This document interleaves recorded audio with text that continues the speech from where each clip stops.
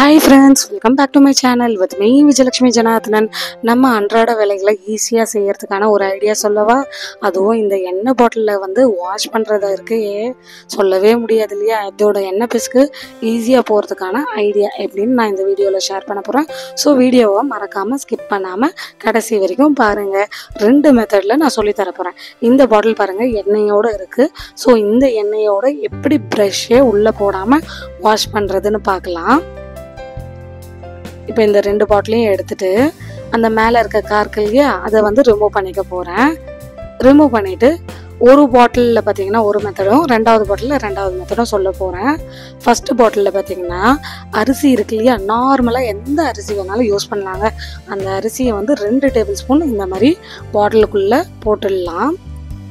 அடுத்த பாட்டிலில் பார்த்தீங்கன்னா கல் உப்பு இருக்கு இல்லையா, அந்த கல் உப்பை ஆட் பண்ண போகிறேன். அதே போல் பார்த்தீங்கன்னா 2 டேபிள் ஸ்பூன் கல் உப்பு இதை உள்ளே சேர்த்துடலாம்.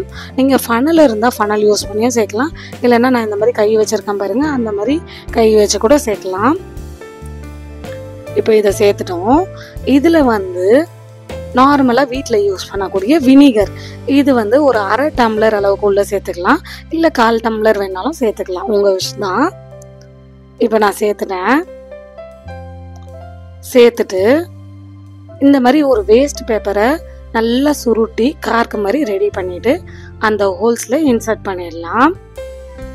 இன்சர்ட் பண்ணிட்டு இப்போ இதை நல்லா குலுக்கி எடுத்துக்கலாம். உங்களால் எவ்வளோ முடியுமோ அவ்வளோ ஃபோர்ஸாக போட்டு குலுக்கிக்கோங்க.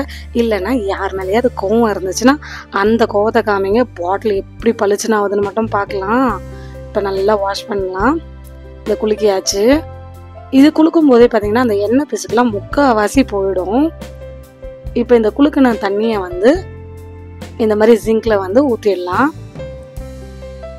ஊற்றிட்டு நார்மல் வாட்டர் இருக்கு இல்லையா, அந்த ரன்னிங் வாட்டரில் நல்லா வாஷ் பண்ணி எடுத்துக்கலாம்.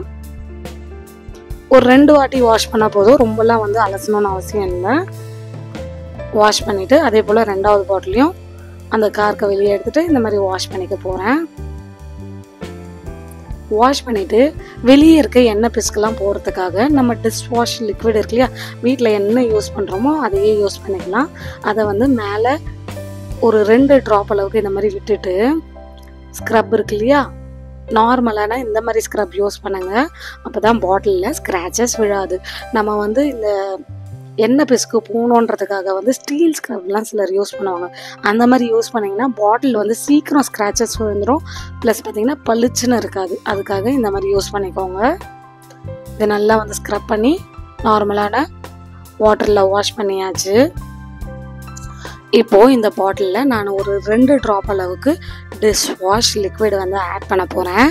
இதை ஆட் பண்ணிவிட்டு நார்மலாக வீட்டில் இருக்கக்கூடிய சுடுதண்ணி இருக்குல்லையே, ரொம்ப கொதிக்கக்கூடாது, மீடியம் சூடில் இருந்தால் போதும். அது 1 டம்ளர் அளவுக்கு 2 பாட்டிலையும் சேர்த்துடலாம்.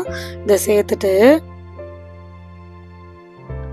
இப்போது நல்லா இந்த மாதிரி விரல் வச்சு அந்த ஹோல்ஸை க்ளோஸ் பண்ணிவிட்டு நல்லா குலுக்கி எடுத்துக்கோங்க. உங்களால் எவ்வளோ ஃபோர்ஸாக முடியுமோ அவ்வளோ ஃபோர்ஸாக குலுக்குங்க. அப்போ தான் நுரை நல்லா ஃபார்ம் ஆகி வரும். பாருங்கள், நான் ப்ரெஷ்ஷெல்லாம் எதுவுமே யூஸ் பண்ணலைங்க. தனியாக வெறும் பாட்டிலும் கையும் வச்சு மட்டும்தான் வாஷ் பண்ண போகிறேன். இதுக்கு சுடுதண்ணியும் லிக்விடும் யூஸ் பண்ணுறேன், அவ்வளோதாங்க. இப்போ இதை நல்லா குலுக்கியாச்சு. அடுத்தது மீதம் இருக்கக்கூடிய சுடுதண்ணியில் கொஞ்சமாக டிஷ் வாஷ் லிக்விட் ஆட் பண்ணிவிட்டு அதை நல்லா கலக்கி விட்டுட்டு இந்த மேலே இருக்கக்கூடிய மூடி இருக்கு இல்லையா, அதை இதில் சேர்த்துட்டு நல்லா ஊற விட்டு எடுத்துக்கலாம். பாருங்கள், இப்போ இந்த பாட்டிலில் இருக்க தண்ணியை நான் கீழே ஊற்றிட்டு நார்மலாக இருக்கக்கூடிய டேப் வாட்டரில் தண்ணி ஃபில் பண்ணி 2 வாட்டி 3 வாட்டி வாஷ் பண்ணிவிட்டு நல்லா ரெஸ்ட் பண்ணலாம். இந்த நுரையெல்லாம் நல்லா போகணும், அந்தளவுக்கு வாஷ் பண்ணி எடுத்துக்கலாம்.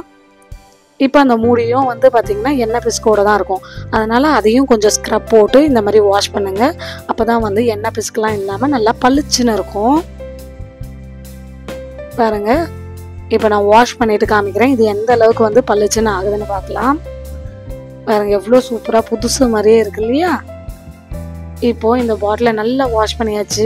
எவ்வளோ கிளாஸியாக புது பாட்டில் மாதிரியே இருக்குது பாருங்கள். உங்களுக்கு எந்த எண்ணெய் பிஸ்கும் இருக்காது. கிட்டத்தட்ட இந்த மாதிரி நீங்கள் மந்த்லி ஒன்ஸ் கழுவணும்னு கூட அவசியம் இல்லைங்க. 3 months ஒன்ஸ் அந்த மாதிரி கழுவினா கூட போதும். உங்களுக்கு அந்த பாட்டில் நியூ பாட்டில் மாதிரி ஒரு சூப்பரான லுக் கொடுத்துரும். உங்களுக்கு டைம் இருந்தால் இதை காய விட்டு எடுத்து யூஸ் பண்ணலாம். இல்லை உடனே யூஸ் பண்ணோன்னா ஏதாவது வந்து கிளாத்தை எடுத்து உள்ளே நல்லா இன்சர்ட் பண்ணிவிட்டு இதை ட்ரை பண்ணிவிட்டு உடனே நீங்கள் யூஸ் பண்ண ஆரம்பிச்சிடலாம். மேலும் இந்த மாதிரி பல வீடியோகளுக்கு மறக்காமல் என் சேனலை லைக் பண்ணி ஷேர் பண்ணி சப்ஸ்கிரைப் பண்ணுங்கள்.